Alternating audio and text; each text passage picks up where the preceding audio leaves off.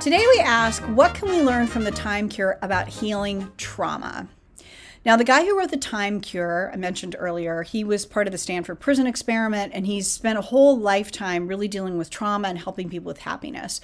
So he has this system that helps cure post-traumatic stress disorder from even the most upset vets, if you will, people from Afghanistan.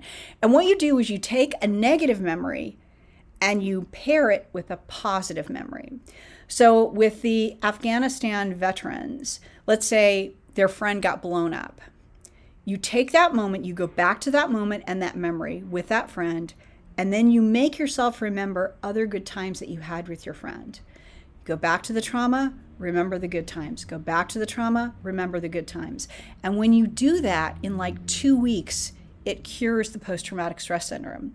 So if you have a traumatic experience that you're reliving in your life and you keep finding yourself going back to it, go back to that experience and then pair it with something positive. Force yourself every time you think of that traumatic thing to pair it with something positive and see if that doesn't change things.